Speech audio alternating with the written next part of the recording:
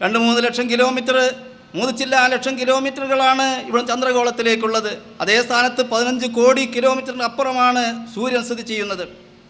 അപ്പോൾ ഈ സൂര്യൻ്റെയും ഭൂമിയുടെയും ഇടയിൽ ചന്ദ്രഗോളം വരുമ്പോൾ ഭൂമിയുടെ എതിർഭാഗത്താണ് അതിൻ്റെ പ്രകാശം.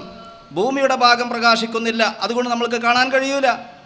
പിന്നീട് സൂര്യനിൽ നിന്ന് അല്പം അത് അകലുമ്പോൾ അതിൻ്റെ ആ പ്രകാശിക്കുന്ന ഭാഗത്തിൻ്റെ ഒരു ഷെയ്ഡ്, ഒരു തെല്ല് നമ്മളുടെ കണ്ണിൻ്റെ രശ്മികൾ പോകുന്ന ആ ഭാഗത്തേക്ക് ആവുകയും അപ്പോൾ ചെറിയൊരു ഭാഗം കാണാൻ സാധിക്കുകയും അതാണല്ലോ മാസപ്പിറവി ആദ്യമായി ദർശിക്കുന്നത്. അങ്ങനെ കാണണമെങ്കിൽ ഒരുപാട് നിബന്ധനകളുണ്ട്. കാണാൻ മാത്രം ആ പ്രകാശം നമ്മുടെ ഭാഗത്തേക്ക് ഉണ്ടാവണം. അതോടുകൂടെ സൂര്യൻ അസ്തമിച്ചതിൻ്റെ ശേഷം ആ സൂര്യൻ്റെ ആ പ്രകാശം മങ്ങണം. സൂര്യപ്രകാശം ഉണ്ടാകുമ്പോൾ നക്ഷത്രങ്ങളോ ചന്ദ്രഗോളോ ഒന്നും കാണാൻ സാധിക്കൂല, ചന്ദ്രക്കല കാണാൻ സാധിക്കൂല. പിന്നെ മറ്റ് നിബന്ധനകളൊക്കെ ഉണ്ട്. അപ്പോൾ അത് ഭൂമധ്യരേഖയിലേക്ക് അടുക്കുന്നതിനനുസരിച്ചും അകലുന്നതിനനുസരിച്ചും വ്യത്യാസം വരും. ഭൂമധ്യരേഖയിലേക്ക് അടുക്കും തോറും ചക്രവാളത്തിന് ചെരിവ് കുറയും. ഭൂമധ്യരേഖയിൽ നിന്ന് അകലും തോറും ചക്രവാളത്തിന് ചെരിവ് കൂടും. ചെരിവ് കൂടുന്തോറും പ്രകാശം മങ്ങാൻ സമയം പിടിക്കും. മധ്യരേഖയിലേക്ക് അടുക്കും തോറും പ്രകാശം മങ്ങാൻ അത്ര സമയം പിടിക്കാത്തത് കൊണ്ടിട്ട് കുറച്ച് സമയം കുറഞ്ഞു കിട്ടും, വേഗത്തിൽ ചന്ദ്രൻ കാണാൻ സാധിക്കും. ഏതായിരുന്നാലും ഇങ്ങനെയുള്ള നിബന്ധനകളൊന്നും ഒക്കാത്ത വിധത്തിൽ സൂര്യൻ അസ്തമിച്ചതിൻ്റെ വളരെ താമസം കൂടാതെ വളരെ പെട്ടെന്ന് ചന്ദ്രഗോളം അസ്തമിക്കുകയാണെങ്കിൽ കാണാൻ സാധ്യമല്ല. ഇപ്പം എന്താ പറഞ്ഞത്? 3 രൂപം. സൂര്യൻ്റെ മുമ്പ് ചന്ദ്രഗോളം അസ്തമിച്ചു എന്നാണ് കണക്ക് പറയുന്നത്, അല്ലെങ്കിൽ കൂടെ അസ്തമിക്കുന്ന പറയുന്നത്, അല്ലെങ്കിൽ സൂര്യൻ അസ്തമിച്ച് താമസമില്ലാതെ അസ്തമിക്കുന്ന പറയുന്നത്. ഈ 3 രൂപത്തിലും കാണാനുള്ള സാധ്യതയില്ല എന്ന് കണക്ക് കൂട്ടി പറയുന്നവരുടെ കണക്ക് അറിയിച്ചാലും വിശ്വാസയോഗ്യമായ ഒരാൾ സാക്ഷി നിൽക്കുകയാണെങ്കിൽ മാസം ഉറപ്പിക്കേണ്ടതാണ് എന്ന് ബഹുമാനപ്പെട്ട ഇമാം നവവി റഹ്മത്തുള്ളാഹി അലൈഹി തങ്ങളുടെ മിൻഹാജിന്റെ ഉദ്ധരണിയിൽ നിന്നും മനസ്സിലാക്കാൻ സാധിച്ചു എന്നാണ് നിഹായത്തുൽ മുഹ്താജിൽ പറയുന്നത്.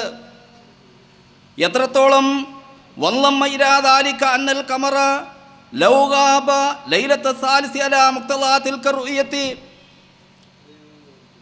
ആ മാസം ഉറപ്പിച്ചതിൻ്റെ അടിസ്ഥാനത്തിൽ 3-ാമത്തെ രാവ് ഓരോ ദിവസവും ഏകദേശം 1/4 മണിക്കൂർ വീതം, ഏകദേശം 1/4 മണിക്കൂർ വീതം സൂര്യനിൽ നിന്നും ചന്ദ്രഗോളം അകന്നുകൊണ്ടിരിക്കുകയാണ്.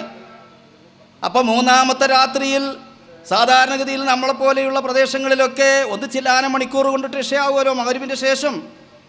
അപ്പം 3-ാമത്തെ രാത്രി ആകുമ്പോൾ 3/4 1:30 പിന്നെ ആദ്യത്തെ രാത്രിയിലും കൂടിയായി ഏകദേശം 2 മണിക്കൂർ.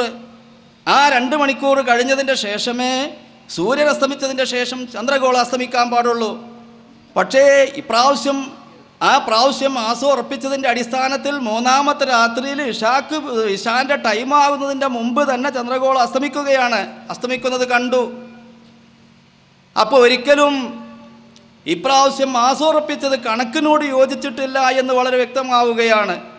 എന്നാൽ പോലും ആ മാസം ഉറപ്പിച്ചത് അംഗീകരിക്കേണ്ടതാണ് എന്നാണ് മഹാനായ ഇമാം റംലി റഹ്മത്തുള്ളാഹി തങ്ങൾ പറയുന്നത്. അതേ പ്രകാരം തന്നെ മിൻഹാജിൻ്റെ മറ്റൊരു വ്യാഖ്യാന ഗ്രന്ഥമായ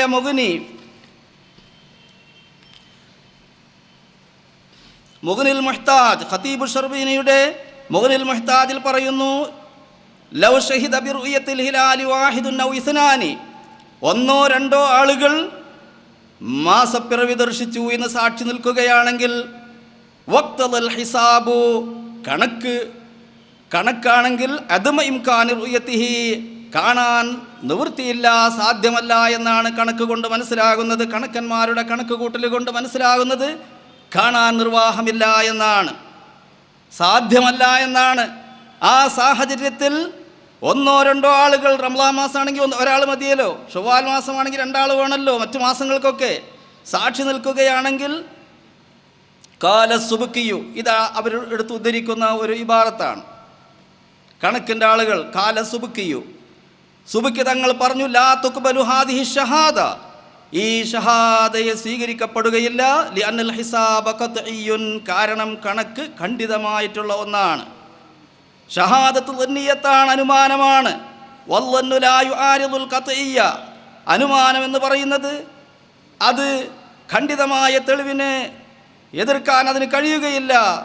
വഅതാല ഫീ റദ്ദി ഹാദിഹി ഷഹാദ. ഇത് ഇമാം സുബ്കി തങ്ങളുടെ ഒരഭിപ്രായം ഉണ്ട്, അത് ശരിയാ. പക്ഷേ മഹാനായ ഇവിടെ ഒരു നോട്ടീസ് ഇറങ്ങിയിരുന്നു, ഒരു നോട്ടീസ് കണ്ടു. അതിൽ മുഗ്നിയുടെ ഒരു ഉദ്ധരണി കൊടുത്തിട്ടുണ്ട്. ഇവിടെ വെച്ച് നിർത്തി. മഹാനായ മുഗ്നിയിൽ മഹാനവറുകൾ പറഞ്ഞ് ഇതുവരെയുള്ള ഉദ്ധരണി കൊടുത്തു. പക്ഷെ അതിൻ്റെ ശേഷമുള്ള ഇബാറത്ത് കൊടുത്തില്ല. വൽ മുഅ്തമദു ഖബൂലുഹാ. മുഗ്നിയിൽ പറയുന്നു വൽ മുഅ്തമദു ഖബൂലുഹാ. ഇത് ബലഹീനമായ അഭിപ്രായമാണ്. ഗവേഷണ കാലഘട്ടങ്ങളിൽ മഹാന്മാരായ പണ്ഡിതന്മാർക്കിടയിൽ ധാരാളം അഭിപ്രായങ്ങൾ ഉണ്ടാവാറുണ്ട്. പല വിഷയങ്ങളിലും ഗവേഷണ കാലഘട്ടങ്ങളിൽ ധാരാളം അഭിപ്രായങ്ങൾ ഉണ്ടാകാറുണ്ട്. ആ സാഹചര്യത്തിൽ ആ കാലഘട്ടത്തിലും അതിൻ്റെ ശേഷവുമുള്ള മഹാന്മാരായ ഇമാമുകളും പണ്ഡിതന്മാരും ആ അഭിപ്രായങ്ങളെ സംബന്ധിച്ച് പഠനം നടത്തുകയും അതിൻ്റെ തെളിവുകൾ പരിശോധിക്കുകയും ചെയ്തുകൊണ്ട് അത് ബലഹീനമാണോ ബലപ്പെട്ടതാണോ എന്ന് അവർ പരിശോധിക്കും. അങ്ങനെ അത് ബലഹീനമാണെങ്കിൽ അത് ലഈഫാണ്, ബലഹീനമാണെന്ന് അവർ പറയും. അല്ലെങ്കിൽ അത് പ്രബലമായതാണ്, മുഅ്തമദാണെന്ന് അവർ പറയും. ഈ അഭിപ്രായത്തിനെ സംബന്ധിച്ച് മഹാനവറുകൾ പറയുന്നത് അത് ബലഹീനമാണ്, അത് ബലഹീനമാണ്. പണ്ഡിതന്മാർ അതിനെ സംബന്ധിച്ച് തീരുമാനിച്ചിരിക്കുന്നത് ആ അഭിപ്രായം ബലഹീനമാണ്. അതുകൊണ്ട് മുസ്ലിം സമുദായത്തിന് പൊതുവായി അത് സ്വീകരിക്കാൻ പറ്റൂല. മുസ്ലിം സമുദായം പൊതുവായി സ്വീകരിക്കേണ്ടത് ആ ഷഹാദ കണക്കുകൊണ്ട് കാണാൻ സാധ്യമല്ല എന്ന് വന്നാലും കണ്ടു എന്ന് സാക്ഷി നിന്ന് കഴിഞ്ഞാൽ അതാണ് സ്വീകരിക്കേണ്ടതാണ് ബലപ്പെട്ട അഭിപ്രായം എന്ന് മുഗ്നിൽ മുഹ്താജിൽ പറയുകയാണ്. അതേ പ്രകാരം തന്നെ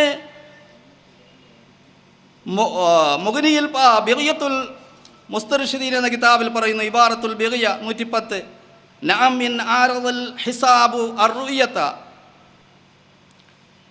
കാണലും കണക്കും തമ്മിൽ എതിരായി കഴിഞ്ഞാൽ ഫൽ അമലു അലൈഹ.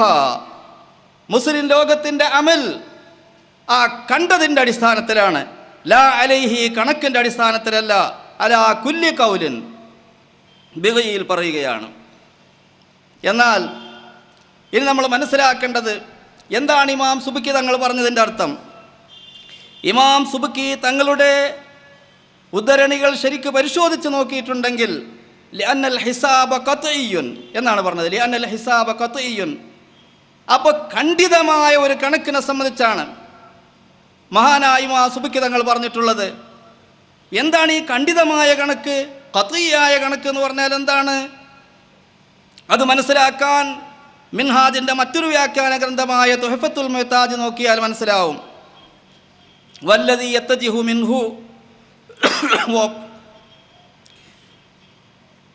കണക്കും കാണലും തമ്മിൽ എതിരാകുന്ന സാഹചര്യത്തിൽ മഹാനായ ഇബ്നു ഹജർ റഹ്മത്തുള്ളാഹി അലൈഹി തങ്ങൾ പറയുന്നത് വല്ലദീ യത്തജിഹു മിൻഹു, ഏറ്റവും ന്യായമുடைய അഭിപ്രായം, അന്നൽ ഹിസാബ കണക്ക്, ഇനിത്തഫഖ അഹ്ലുഹു, നല്ലപോലെ ശ്രദ്ധിക്കണം, ഇനിത്തഫഖ അഹ്ലുഹു, ആ കണക്കിൻ്റെ ആളുകൾ ഏകോപിച്ചു, അലാ അന്ന മുഖദ്ദിമാതിഹി ഖത്ഇയ്യത്തുൻ, ഒരു കണക്ക് കൂട്ടി ചന്ദ്രഗോളത്തിനെ സംബന്ധിച്ച് അതിൻ്റെ പിറവിയെ സംബന്ധിച്ച് കണക്ക് കൂട്ടി പറയുന്ന ആളുകൾ